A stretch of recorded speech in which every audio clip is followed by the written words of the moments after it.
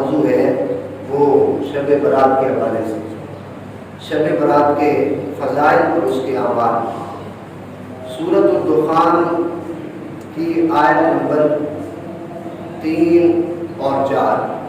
اللہ رب العزت نے ارشاد فرمایا انا انزلناہ فی لیلۃ مبارکہ انا کنا منذرین۔ فرمایا ہم نے قرآن مجید کو لیلہ مبارکہ میں نازل فرمایا۔ اس لیلہ مبارکہ سے کیا مراد ہے؟ دو چیزیں، ایک تو ہے لیلۃ القدر اور ایک ہے یہ لیلہ برات۔ لیلۃ السبت بھی اس کو کہا جاتا ہے عربی میں، اور سبت کا مطلب ہوتا ہے کسی کی ضرورت پوری کرنے والی چیز اس کے سپرد کرنا، لیلۃ السبت۔ تو چونکہ اس رات میں اللہ رب العزت بندوں کی ضرورت کی روزی بندوں کے سپرد فرماتا ہے، اس وجہ سے اس رات کو لیلۃ السبت اور شب برات بھی کہا جاتا ہے۔ شب کا مطلب رات ہوتا ہے، برات کا مطلب ہوتا ہے بری کر دینا، آزاد کر دینا۔ نبی کریم صلی اللہ علیہ وسلم نے فرمایا اللہ رب العزت قبیلہ بنو کلب کی بکریوں کے بالوں سے بھی زیادہ لوگوں کی اس رات میں مغفرت فرماتا ہے۔ تو چونکہ اس رات گناہوں سے مغفرت اور آزادی کا پروانہ دیا جاتا ہے، اس وجہ سے نبی کریم صلی اللہ علیہ وسلم نے اس رات کو جو قرآن مجید نے بیان فرمایا لیلہ مبارکہ، اور نبی کریم صلی اللہ علیہ وسلم نے جو فرمایا کہ گناہ گار بری ہوتے ہیں، اس وجہ سے اس رات کو شب برات کہا جاتا ہے۔ اور اس میں آپ نے جو قرآن مجید کی آیت سنی لیلہ مبارکہ جس کو کہا گیا کہ قرآن مجید اس رات میں نازل ہوا، تو قرآن مجید دوسری جگہ پر ہے کہ لیلۃ القدر میں نازل ہوا، اور یہاں ہے کہ شب برات کو نازل ہوا۔ ان دونوں میں کیا تفاوت ہے اور پھر ان میں تطبیق کیا ہے؟ علماء فرماتے ہیں کہ قرآن مجید کے نزول کا فیصلہ وہ شب برات میں ہوگا، کیونکہ جو کچھ معاملات اس سال میں ہوتے ہیں ان کا فیصلہ اسی رات کو ہو جاتا ہے۔ تو قرآن مجید کے نزول کا فیصلہ اس رات کو ہوا، شب برات کو 15ویں شعبان کو، اور قرآن مجید کے نزول کے اس فیصلے پر عمل جو ہے، نزول جو ہے، وہ شب قدر کو ہی ہوا، لیلۃ القدر کو۔ تو اس طرح محدثین نے، مفسرین نے دونوں حدیثوں کو مطابقت دے دی ہے۔ اور دوسری جگہ یہاں پہ ہے لیلہ مبارکہ میں نازل کیا، یعنی شب برات۔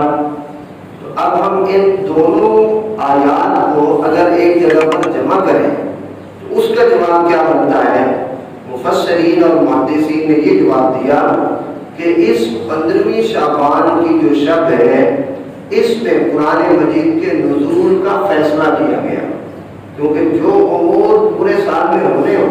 وہ اس رات کو فیصلہ ہو جاتا ہے، لہذا نزول قرآن کا بھی فیصلہ ہو گیا اسی سال۔ اور جب شب قدر آئی اس میں اللہ رب العزت نے قرآن مجید کو نازل فرما دیا، گویا کہ نازل ہونا جو ہے قرآن مجید کا وہ شب قدر ہے، جو قرآن مجید نے فرمایا انا انزلناہ فی لیلۃ القدر۔ اور یہ رات جو آج کی آنے والی رات ہے شب برات، یہ نزول قرآن کے فیصلے کی رات ہے، اور اس رات کو ویسے ہی فیصلے ہوتے ہیں۔ نبی کریم صلی اللہ علیہ وسلم نے فرمایا، یہ بہقی شریف کی 530 حدیث نمبر ہے، سیدہ عائشہ صدیقہ رضی اللہ تعالیٰ عنہ اس کی راویہ ہے۔ آپ فرماتی ہیں کل مولود بنی آدم فی هذه السنہ وفیہا ان یکتب کل غالق من بنی آدم فی هذه السنہ۔ فرمایا جس بچے نے اس سال پیدا ہونا ہو،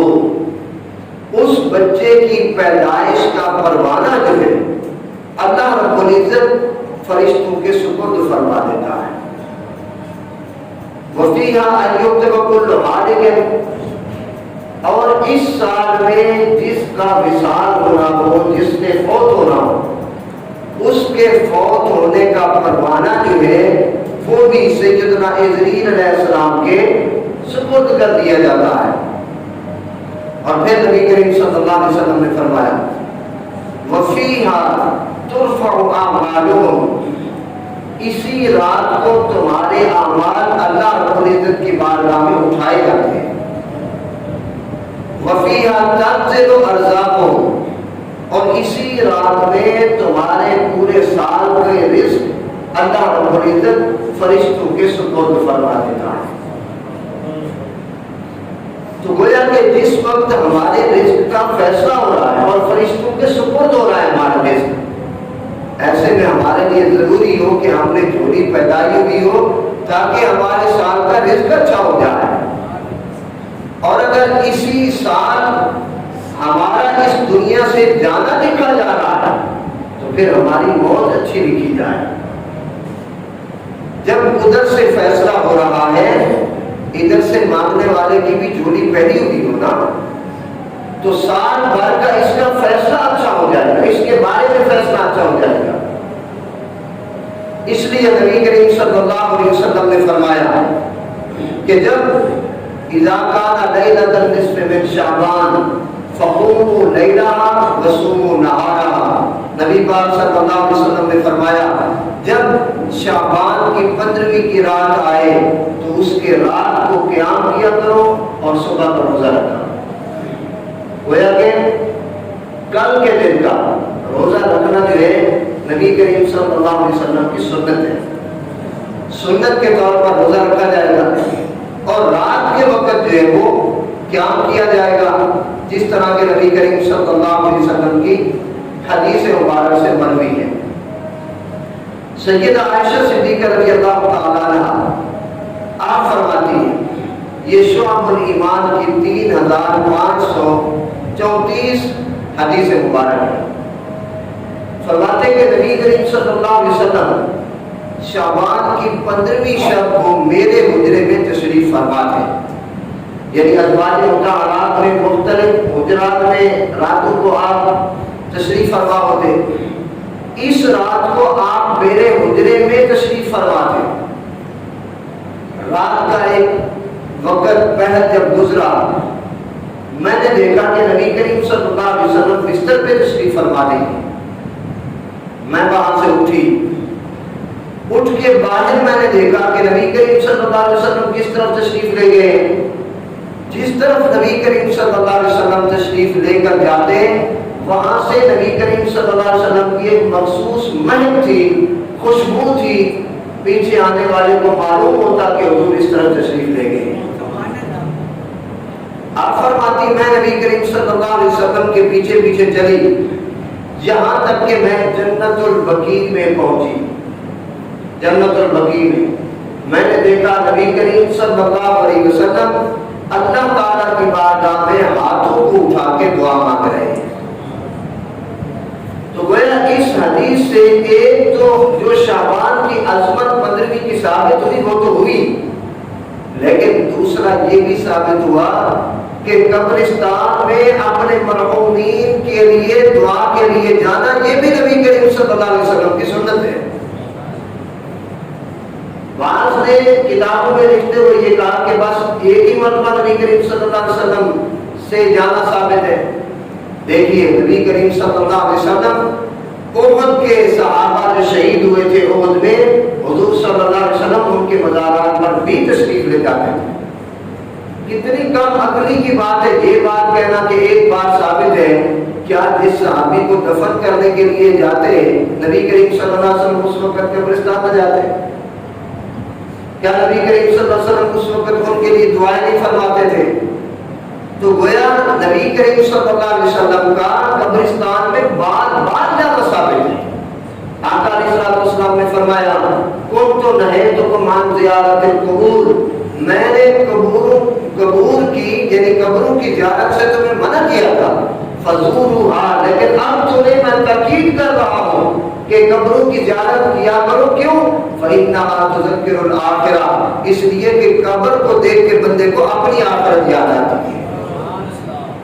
جب بندہ قبر کو دیکھتا ہے اسے فکر لاحق ہوتی ہے، اور بزرگوں نے لکھا ہے وہ بندہ جس کا نفس سرکش ہو، گناہوں پر عادی رہتا ہو، اور گناہ اس سے چھوٹ نہ رہے ہو، وہ آگے کسی کو کہتا ہے مجھ سے یہ بار بار مجھ سے گناہ ہو جاتا ہے، مجھ سے گناہ کی عادت نہیں چھوٹ رہی، تو بزرگوں نے لکھا ہے اسے چاہیے کہ وہ اس ہاسپٹل میں کبھی کبھی جایا کرے جس میں لوگوں کے اعضاء کٹے ہوئے ہوتے ہیں، کوئی جلے ہوئے جسم کا وہاں ہاسپٹل میں داخل ہے، کسی کا بازو ٹوٹا ہوا ہے، کسی کی ٹانگ ٹوٹی ہوئی ہے، کسی کا جسم جو ہے ریشہ پڑنے کی وجہ سے جسم گلا ہوا ہے، جب یہ دیکھے گا تو اس کا وہ جو سرکش نفس ہے وہ خود بخود مات ہوگا اور یہ خود اللہ رب العزت کی بارگاہ میں توبہ کرے گا۔ لہذا ان چیزوں کو دیکھنے کا مقصد یہی ہوتا ہے، اور قبروں کو دیکھنے کا بھی مطلب یہی ہے کہ بندے کو اپنی آخرت، یہ مطلب نہیں کہ وہاں پہ جا کے قبرستان میں جا کے وہاں چرس کے سگریٹ لگا کے اور پیر وہاں پر قبروں کے اوپر پاؤں رکھتے ہوئے قبروں کی بے حرمتی کرتے رہے، وہ جو قبرستان میں جا کر بھی اس کو آخرت اپنی یاد نہ آئے، اس کا دل تو مردہ ہو چکا ہے۔ کم از کم ہمیں اپنے والدین کی قبروں پر، اپنے عزیزوں کی قبروں پر ہفتے میں ایک مرتبہ ضرور جانا چاہیے۔ کوشش کریں جمعے کے دن جب بندہ چلا جائے، عام طور پہ بارشوں کے موسم میں آ کے بتاتے جی قبر جو ہے وہ بالکل بیٹھ گئی ہے، کسی ہمسایہ وہ اپنے باپ کی قبر پر گیا تو اس نے آ کے بتایا کہ تمہارے والد کی قبر بیٹھ گئی ہے، خود کو اتنا اس کو توفیق نہیں ہوئی کہ اپنے والد کی قبر جا کے دیکھی گئی۔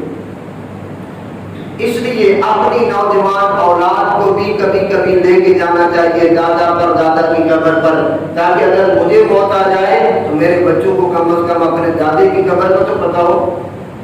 اور جب میں اپنے باپ کی قبر پر اپنے بچوں کو لے کے جاؤں گا تو کل کو یہ میرے بیٹے بھی میری قبر پر آیا کریں گے۔ اور نبی کریم صلی اللہ علیہ وسلم کی اپنی امت کے ساتھ محبت کی انتہا دیکھیں، محبت کی انتہا دیکھیں، جب اللہ رب العزت نے فرمایا اے حبیب میں پہلے آسمان پہ میری رحمت جو ہے پہلے آسمان پہ آگے اپنے بندوں کو بلا رہی ہے، ہر میں مستغفر ہے، کوئی بخشش مانگنے والا ہے، کوئی عافیت مانگنے والا، کوئی مصیبت میں مبتلا ہو مجھ سے عافیت مانگے میں اس کو عافیت عطا فرما دوں، جو مجھ سے مغفرت مانگنا چاہے میں اس کو مغفرت عطا کروں۔ نبی کریم صلی اللہ علیہ وسلم کی امت کی محبت کی ادا پر قربان جائے، جب یہ انداز ہو رہا تھا حضور صلی اللہ علیہ وسلم اٹھ کر جنت البقیع میں اپنے مرحومین کی دعا کے لیے تشریف لے گئے۔ کس قدر یہ محبت ہے کہ جس وقت بخشش کے لیے اوپر سے پکار پڑ رہی ہے، ایسے موقع میں اپنی امت کو نبی کریم صلی اللہ علیہ وسلم نہیں بھولے اور اپنے مرحومین کے لیے بھی مغفرت کا حصہ ضرور رکھا۔ تو ہم انشاءاللہ کوشش کریں گے آج رات جو حضرت امام حسن رضی اللہ تعالیٰ عنہ آپ اس رات میں اپنے وقت کو 3 طرح سے تقسیم کیا کرتے تھے، آپ بھی اس کو اسی طرح تقسیم کریں گے، لیکن چونکہ آج شب برات ہے، قبرستان جانا بھی نبی کریم صلی اللہ علیہ وسلم کی سنت ہے، رات کو نبی کریم صلی اللہ علیہ وسلم پر درود پاک کی کثرت کریں، نماز اور نوافل اور قرآن مجید کی تلاوت بھی، قرآن مجید کی تلاوت بھی، جس طرح پچھلے جمعے میں نے عرض کیا تھا کہ اپنی نمازیں اگر کوئی قضا رہ گئی تو ان قضا نمازوں کو بھی آپ پڑھ سکتے ہیں،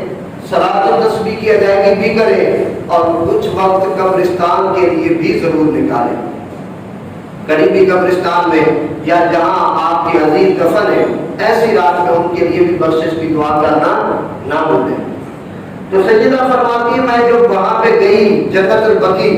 تو نبی کریم صلی اللہ علیہ وسلم نے اپنے دونوں ہاتھوں کو اٹھایا ہوا تھا، اللہ تعالیٰ کی بارگاہ میں دعا کر رہے تھے۔ جب نبی کریم صلی اللہ علیہ وسلم نے مجھے دیکھا تو آقا علیہ السلام نے فرمایا کہ اے عائشہ ان اللہ تعالی ینزل علی السماء الدنیا، اس 15ویں شب کو، شعبان کی 15ویں شب کو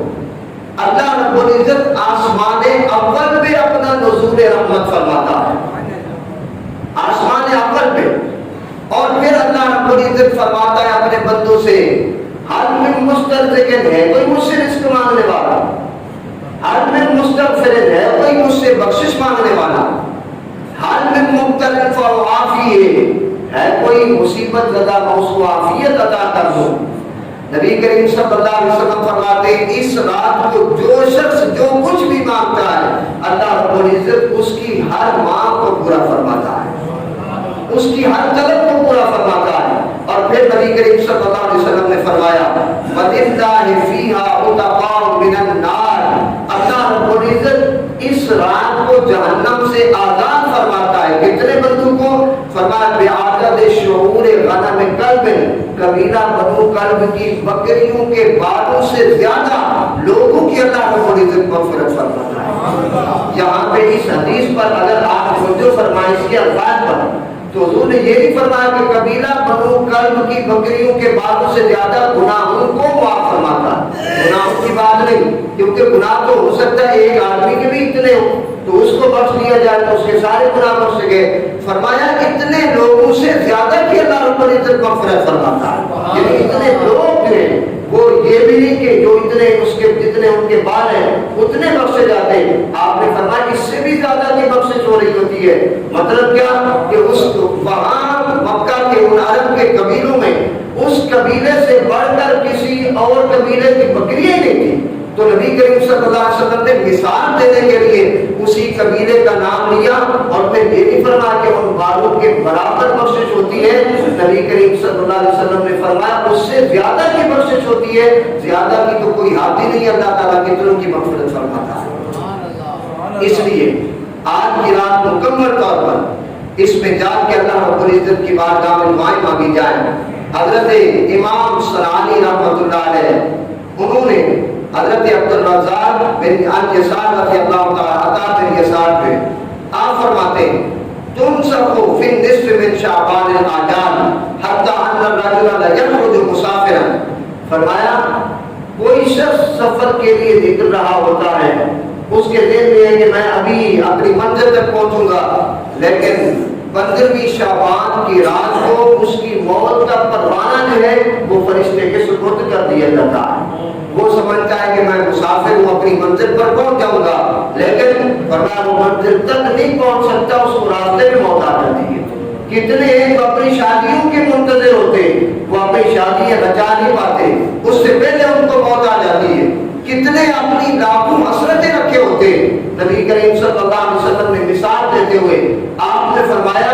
کہ وہاں بندے کی حسرت ہے, یہاں بندہ بیٹھا ہوا ہے. حسرت اور بندے کے درمیان میں اس کی موت پڑی ہوئی ہے. وہ اپنی حسرت تک پہنچنا چاہتا ہے, موت اس کو وہی دبوچ دیتی ہے, حسرت اس کی پوری بھی نہیں ہوتی. تو حضرت عطا بن یسار فرماتے ہیں اس رات کو اللہ رب العزت کی طرف سے موت کے پروانے جو ہیں وہ فرشتے کے سپرد کر دیے جاتے ہیں. وقد نسخ من الاحیاء الى الاموات, حالانکہ وہ اپنی زندگی سے موت کی طرف منسوب ہو چکے ہوتے. ويتزوج وقد نسخ من الاحیاء الى الاموات, لوگ اپنی شادیوں کی تیاری میں ہوتے ہیں لیکن شعبان کی رات کو ان کی موت لکھ دی جاتی ہے. اس لیے حضرت عطا بن یسار رضی اللہ تعالیٰ عنہ آپ نے فرمایا عقل مند وہی ہے جو اپنی موت کو ہمیشہ کے لیے اپنے قریب ہی جانتا ہے. حضرت شیخ عبد القادر جیلانی رحمۃ اللہ علیہ آپ فرماتے کم من کفن مغسول وصاحبہ فی السوق مشغول. فرمایا کتنے لوگ ہیں جن کے کفن تیار ہو چکے ہیں اور وہ بازاروں میں شغل میں مصروف ہیں. وَكَمْ مِنْ قَبْرٍ مَحْفُورٍ وَصَاحِبُهُ فِي السُّرُورِ مَغْرُورٌ. کئی قبریں جو ہیں انسانوں کے لیے تیار ہو کر بندے کو اپنی طرف بلا رہی ہیں, اور قبر میں دفن ہونے والا جو ہے وہ مغرور ہو کر گردن اکڑا کے چل رہا ہوتا ہے. وَكَمْ مِنْ فَقٍ ضَاحِكٌ وَهُوَ عَنْ قَرِيبٌ حَالِقٌ. فرمایا کتنے منہ ہیں جو اپنی ہنسی اور اپنی خوشی میں لگے ہوئے, بھگوان قریب حالم, انہیں معلوم نہیں کہ اس مجلس کے بعد پھر آگے مجھے موت ہی آنے والی ہے. سیدنا عبد القادر جیلانی رحمۃ اللہ علیہ آپ کے ان کلمات سے ہمارے لیے جو اہم چیز کا سبق ملتا ہے وہ یہ ہے کہ اس رات کو ہمیں آخری یعنی سال کی زندگی کی آخری رات سمجھ کر آج کی رات گزارنی چاہیے, کہ معلوم نہیں اگلے سال ہمیں یہ رات ملتی ہے کہ نہیں ملتی. اس وجہ سے مغرب کے بعد سے شروع ہو کر شہری کے وقت، نماز کے وقت تک، سورج نکلنے تک آدمی کو چاہیے کہ اپنے آپ کو عبادت میں مشغول رکھے، عبادات میں، قضا نمازوں میں، نوافل میں، درود پاک کی کثرت میں، تلاوت میں، قبرستان والوں کے لیے دعا میں۔ نبی اکرم صلی اللہ علیہ وسلم آپ اس پورے شعبان کے مہینے کے اکثر روزے رکھا کرتے تھے۔ آقا علیہ السلام ایسومہ شعبان ثم یاسرہ برمضان فرماتے ہیں کہ شعبان کے اتنے روزے رکھتے کہ ان روزوں کو رمضان کے روزوں کے ساتھ ملا دیا کرتے تھے نبی اکرم صلی اللہ علیہ وسلم۔ اسی طرح آج کی رات جو ہے اس میں نوافل جو پڑھے جاتے ہیں، وہ جو علامہ اقبال نے کہا تھا نا کہ اللہ رب العزت، پہلے تو اللہ تعالیٰ کی بارگاہ میں انہوں نے شکوہ کیا، شکوے کے بہت سخت الفاظ انہوں نے بولے۔ علامہ نے اللہ تعالیٰ کی بارگاہ میں عرض کرتے ہوئے کہا کہ یا اللہ، تجھ سے پہلے تھا عجب تیرے جہاں کا منظر، کہیں مسجود تھے پتھر، کہیں معبود شجر، خوگر پیکر محسوس تھی انسان کی نظر، پوجتا پھر کوئی اندیکھے خدا کو کیوں کر۔ یعنی لوگ جو تھے وہ پتھروں کی پوجا کرتے تھے، نبی کریم صلی اللہ علیہ وسلم نے آ کے پتھر چھڑوا کے اندیکھے خدا کو سجدہ کرنے کا جذبہ پیدا کیا۔ تجھ کو معلوم ہے دیتا تھا کوئی نام تیرا، قوت بازو میں مسلم نے کیا کام تیرا،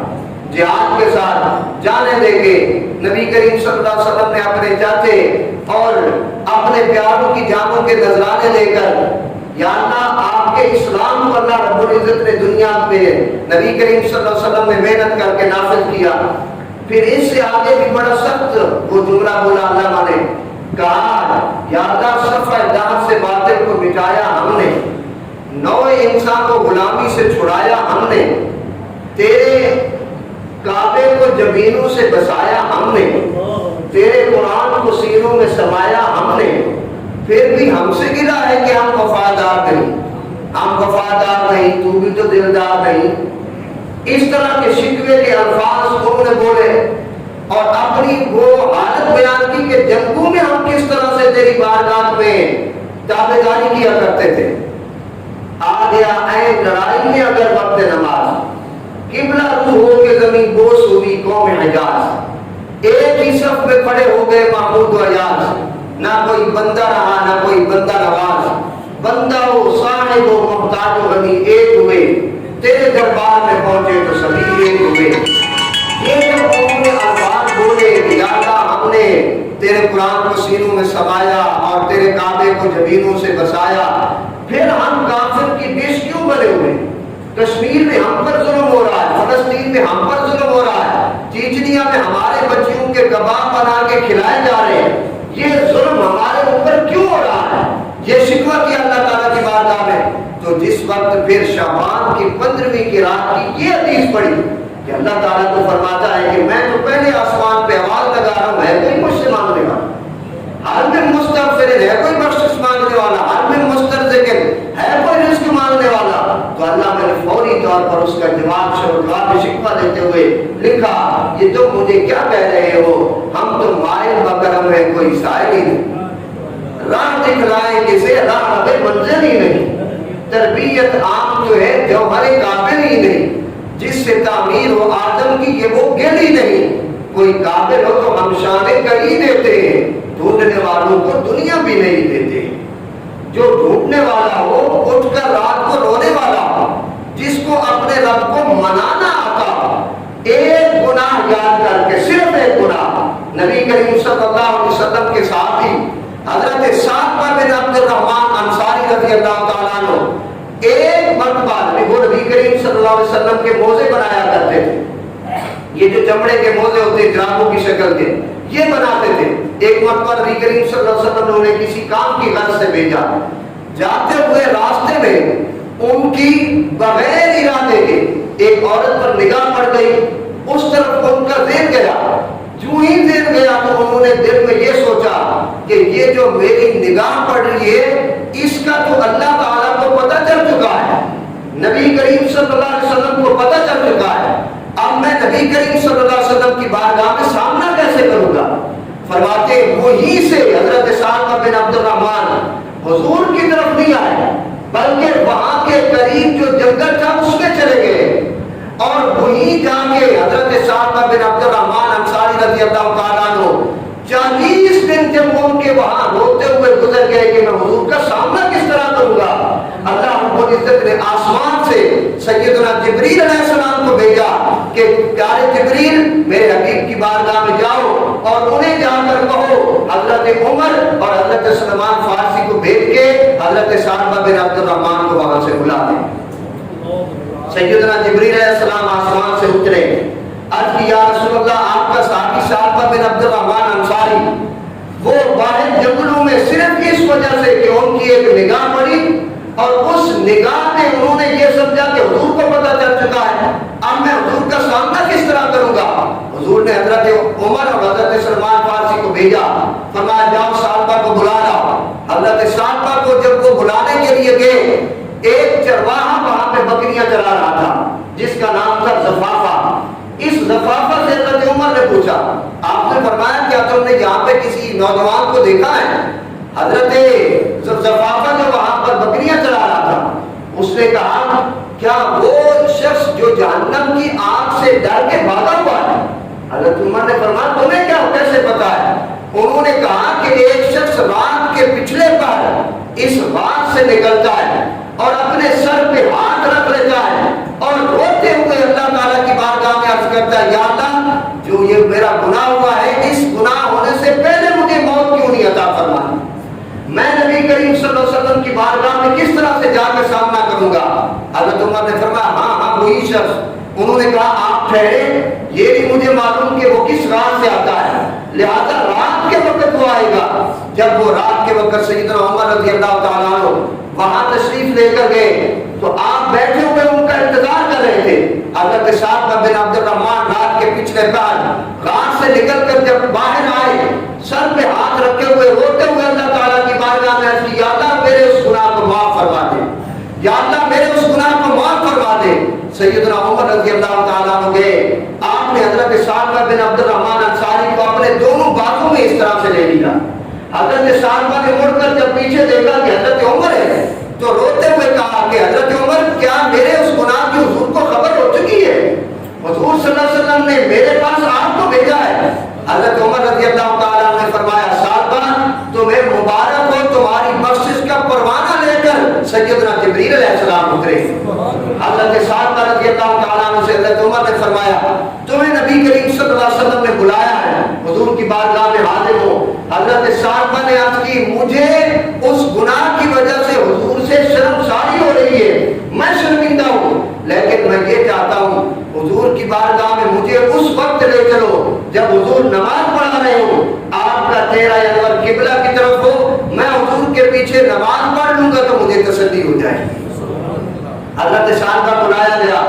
آپ نے آ کر نبی کریم صلی اللہ علیہ وسلم کی بارگاہ میں حضور صلی اللہ علیہ وسلم کے پیچھے نماز پڑھی۔ نماز کے بعد جو ہی نبی کریم صلی اللہ علیہ وسلم کے سامنے آئے، آپ پر بے ہوشی تاری دی، وہیں پر گرے۔ نبی اکرم صلی اللہ علیہ وسلم نے